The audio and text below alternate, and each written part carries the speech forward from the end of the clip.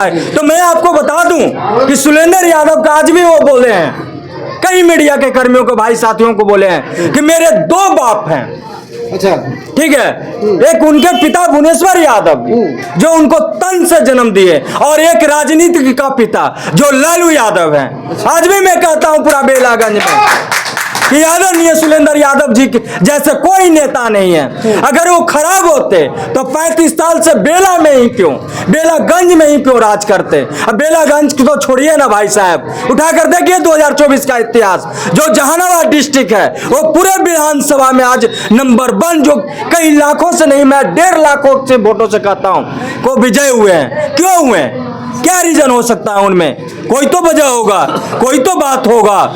और यहाँ बेलागंज में एक चीज और देखा गया, यहाँ जातीय समीकरण पर वोटिंग नहीं देखा गया है।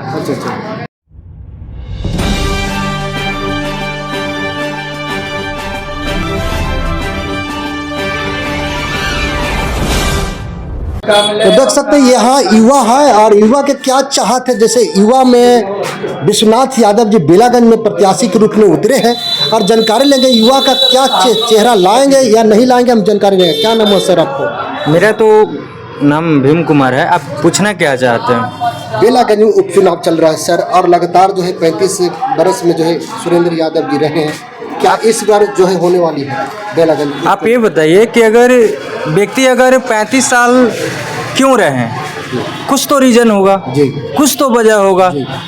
क्या हो सकता है इसके पीछे रीजन? आप एक रिपोर्टर हैं और आप तो इसका रीजन बता सकते हैं। जी, जी। तो आपसे ये सवाल है कि क्या रीजन हो सकता है? नहीं, रीजन है जब तो 34 बरस रहे हैं, तो इस बार जो लहर है इसके लिए हम सवाल आपसे पूछ रहे हैं कि क्या होने वाला है? देखिए, बेलागंज तो है ही है, और मैं अगर कहता हूं कि पूरे बिहार में अगर विधानसभा चुनाव जो तत्काल में होने वाला है 2025 में, मैं उसमें दावे के साथ मैं ये कह सकता हूं कि इंडिया गठबंधन जो है पूरे की पूरे सीट पर जो है उनका एक बार झंडा जरूर लहराएगा।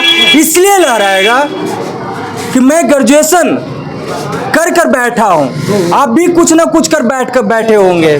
ठीक है, आज उस युवा से पूछिए, आज उस गरीब घर का महिला से पूछिए, उस गरीब घर में जाइए जिस गरीब घर में आज स्मार्ट मीटर लगा दिया गया है।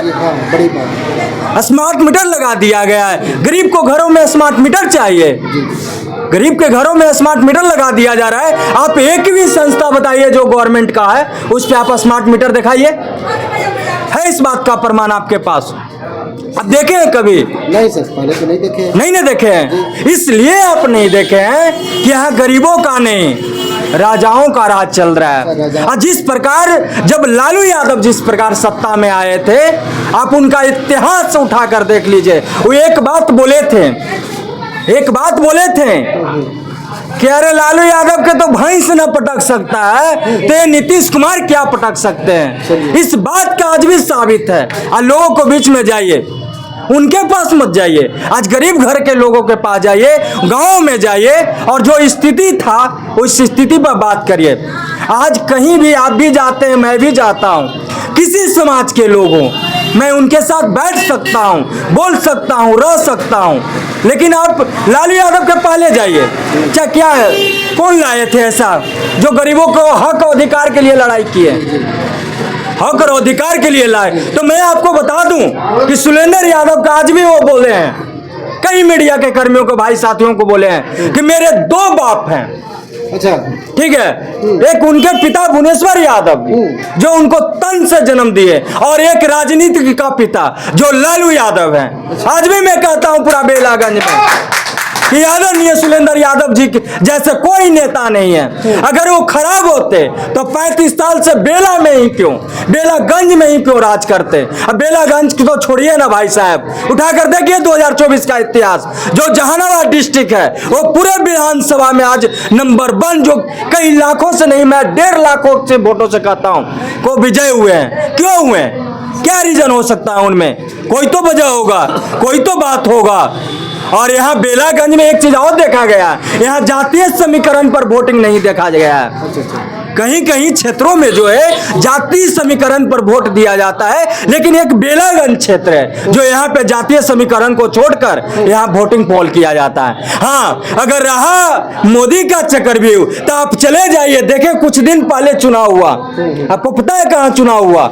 जम्मू में आप चले जाइए, चुनाव हुआ ना, कुछ 10 बजता है तो वहां से कांग्रेस इंडिया एयरलाइंस आगे चलता है, और जैसे ही 10 के बाहर आता है तो देखिए इंडिया महागठबंधन जो था वो नीचे चला जाता है। जहां जहां से कांग्रेस की पार्टी, जहां जहां से इंडिया गठबंधन अगर हारा है, वहां का ईवीएम का मशीन का 95% 90% बैटिंग बताया जा रहा है। और जहां पे मोदी जीते हैं या जहां पे इंडिया गठबंधन जीता है, वहां पे जाकर आप इतिहास देखिए, ईवीएम का बैटिंग आपको 70 से 65% मिलेगा। आपसे मैं यह सवाल करता हूं कि क्या दिन भर पोलिंग होने के बाद ईवीएम मशीन का जो बैटिंग है वो 90% रहेगा, 95% रहेगा? ये जुमलेबाजी है, ये जुमलेबाजी है। मोदी तो खुद अपने जो है लोगों को कहे थे कि कई करोड़ नौकरी देंगे, किसानों को कर्जा माफ करेंगे, कहां क्या हुआ? ये राजनीति है भैया, ये जुमलेबाजी है। और जिस प्रकार वो जुमलेबाजी करते हैं, वो मुझे नहीं लगता है कि कोई जुमलेबाजी करते हैं। एक स्मार्ट मीटर निकाल दिए, अंडानी के कंपनी को क्यों दिए, और क्यों नहीं कंपनी को दिए? अंडानी के साथ भैया चाक चलता है, आपके साथ क्यों नहीं चलता है? गरीब जनता के साथ क्यों नहीं चलता है? अंडानी के घरों से स्मार्ट मीटर, आपको यह पता भी होना चाहिए जो स्मार्ट मीटर पर एक कंज्यूमर बॉल होता है, एक कंज्यूमर बॉल होता है। बिहार का आबादी जो है 14 करोड़ को पार चला गया है। अगर एक दिन में, एक महीना में अगर स्मार्ट मीटर का बॉल जो है जिससे जनता का कोई लाभ नहीं है, वो 50 पैसा अगर उठाता है, तो आप ये बताइए कि 14 करोड़ का आबादी का आप जोड़िए, 50 पैसा से गुना करिए, कितना करोड़ रुपया होता है? ये कहां जाता है? इससे जनता का क्या लाभ है? तो इस बात पे मैं करता हूं। और रहा विधानसभा की चुनाव है, तो अभी विधानसभा की जो चुनाव है 3 सीटों की, तीनों सीटों मैं कहता हूं कि आरजेडी के मैं खाता में जाता है। ये हम नहीं करें, आप पब्लिक का ओपिनियन देख चुके हैं, ये सोचने वाली बात है। हाँ, अगर रहा भैया ईवीएम मशीन में कोई गड़बड़ी तो बैलेट पेपर से करवा के देख ले। अगर उनमें ताकत है तो बिहार में बैलेट पेपर से वो करवा के वोटिंग देख ले, तब न जाने जनता। तो ईवीएम मशीन तो इलेक्ट्रॉनिक मशीन है भैया, ये कानून से पाया कानून से। एक चीज आप देखे होंगे, जहां जहां बीजेपी की सत्ता होती है और जब देखने योग होता है कि आरजेडी का कैंडिडेट जीतने वाला है, वहां से डीएम साहब को ट्रांसफर कर दिया जाता है, वहां से एसपी साहब को ट्रांसफर कर दिया जाता है, और बीजेपी का तलवा चाटने वाले लोगों को जो है उस क्षेत्र के उस गद्दी पर बैठा दिया जाता है ताकि मेरा सपोर्ट करे। अब देखिए ना, देखिए पिछले चुनाव में भी जहानाबाद में इस तरह का काम हुआ था, पिछले चुनाव में इस तरह का काम हुआ था। अब जाइए जहानाबाद के जनता से पूछ कर देखिए क्या हाल हुआ था। तो ये मोदी है कि लालू यादव कहावत कहे थे कि लगा झुलनिया में धक्का, बलम कलकत्ता गई लेना। ये सही कहावत है भैया, ये सही कहावत है। गरीब का बेटा एक राजनेता क्यों नहीं बन सकता है? गरीब का बेटा राजनेता क्यों नहीं बन सकता है? आप मोदी जी का इतिहास दिखाइए, आप एनडीए पार्टी का इतिहास दिखाइए कि एक आध वो गरीब का सीट दिए हों, दिए? इस बात का जवाब है आपके पास। लेकिन आरजेडी में जाइए, एक मांझी समाज का भी टिकट दिया गया था जो काम उनके यहाँ किया करते थे। अभी सीमा कुशवाहा जो रोहतास के रहने वाली है, अभी विधानसभा उनको भी टिकट दिया जाता है। आप इतिहास उठाइए, यादव समाज कहता है कि लालू यादव तो परिवारवाद कराओ, परिवारवाद कहाँ है? शर्मा जी को 10% छूट दिया गया और यादव समाज को घंटा दिया गया। क्या दिया गया? क्या तेजस्वी को सत्ता आया था?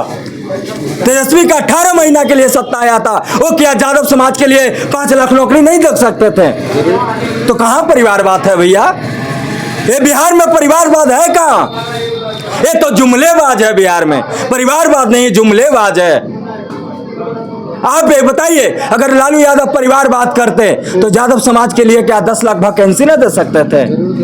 दे सकते थे ना, यादव समाज के लिए कुछ कर दे सकते थे। लेकिन लालू यादव जात के लिए नहीं, सम्मिलित समाज के लिए काम किए हैं, सबके हित के लिए काम किए हैं, चाहे वो भूमियार समाज के हों, चाहे जाटव समाज को, चाहे किसी बिरादरी के लोग हैं, सबके हक और अधिकार के लिए लड़े हैं। आज हम जो बोल्ड होकर आपके सामने ऑन टू ऑन कैमरा पर जो बोल रहे हैं, आज ये लालू यादव का देन है। मुझे इस बात का नहीं फिक्र है कि मुझे क्या होगा। जो सच्चाई है, जो बिहार का सच्चाई है, वो सच्चाई रहेगा। अरे उनमें पावर है तो बैलेट पेपर से करवा लें। ईवीएम मशीन क्यों लाएं? क्या वजह हो सकता है ईवीएम का? कांग्रेस बेचारा कहते रह गया यहाँ चोरी है, चोरी है, चोरी है, सीना जोरी है।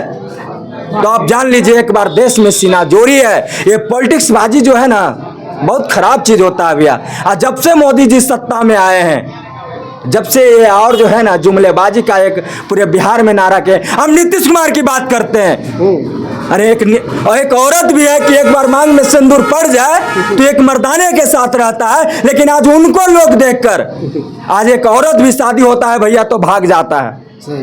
क्या यही ना लोग देखा? जब एक सरकार बिहार के जब पलटी मार सकते हैं तो एक घर की नारी है भैया, वो भी पलटी मार सकता है। तो ये आप गुणवत्ता नहीं दिए, ये आपको संस्कार बिगाड़ दिए हैं। कुछ दिन पहले की मैं बात कहता हूं, अब सदन में एक बात को शब्द प्रयोग किया गया था, आपको भी पता होगा।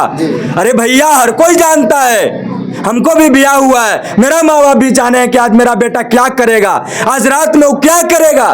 वो सदन में बोलते हैं प्रोडक्शन, वो डायरेक्ट बोलते हैं, कुछ को कम करो, वो इंग्लिश में बोलते चलता। लेकिन ये पहले मुख्यमंत्री हैं जिनको प्रोडक्शन भी नहीं कहा है, ओपन करके बोले हैं। क्या बोले? आपके चैनल पे महिला भी देख रहे होंगे। हम इस चीज को सम्मानित करते हैं, उनको ये चीज बोलना नहीं चाहते। कैसे मुख्यमंत्री हैं? राह चिराग पासवान के मैं कहता हूं, वो कहते हैं कि हम तो बिहार का हनुमान है, बिहार का हनुमान है। भैया आपका झोपड़ी जल चुका था, आपका झोपड़ी जल चुका था। ये तेजस्वी यादव का देन है कि आप बार बार जाकर वो भैया भैया करते हैं, तेजस्वी यादव के साथ में खाते हैं और उसी थाली में आप छेद करते हैं। आप बोलते हैं कि हनुमान है। भगवान राम के साथ अगर हनुमान जी रहे थे तो वो भी ईमानदारी के साथ रहे। आप में ईमानदारी है कहाँ भैया? आप में ईमानदारी है कहाँ? तो मैं कहता हूं बेलागंज की धरती से नहीं, बेलागंज की पूरे बिहार की धरती से कहता हूं कि बिहार में 3 सीटों पर जो उपचुनाव हो रहे हैं, तीनों के सिन्नों आरजेडी के खाते में जा रहा है। ये मेरा नहीं, पब्लिक का दावा है, ये गरीबों का पुकार है। ठीक है, जब तक रहेगा समोसे में आलू, जब तक रहेगा बिहार में लालू, ये रियल बात है। लोग कहते हैं तेजस्वी फेल है, नरेंद्र मोदी से पूछिए वो क्या है? क्या उनके पास पीएचडी का डिग्री है? वो दिखाएंगे पीएचडी का। नीतीश कुमार जी के पास हो सकता है, मानते हैं इस बात के को हो सकता है उनके पास डिग्री, क्या है ना मोदी जी के पास पीएचडी? कहाँ गया था राहुल गांधी का जब सरकार गिर रहा था? कहाँ गया था जब राहुल गांधी का आगे चल रहे थे वोटिंग एजेंट से, वोटिंग में आगे चल रहे थे? डायरेक्ट कैसे गिर सकता है भैया? कोई इंसान चलते चलते टगमगा के गिरता है, एक बाइक नहीं गिरता है। तो ये मोदी का जुमलेबाजी है, ये बिहार में चलने वाला नहीं है। यहाँ महाराष्ट्र और जम्मू नहीं है, ये बिहार है, ये गरीबों का बिहार है भैया, ये अमीरों का बिहार नहीं है। चलिए इसी के साथ जय हिंद, जय बिहार। चलिए युवा का चेहरा देख सकते हैं कितना लहर है, क्योंकि बताया जाता है कि बेरोजगारी को लेकर जो है बहुत बात बोले भैया ने, और इस तरह से होना चाहिए है।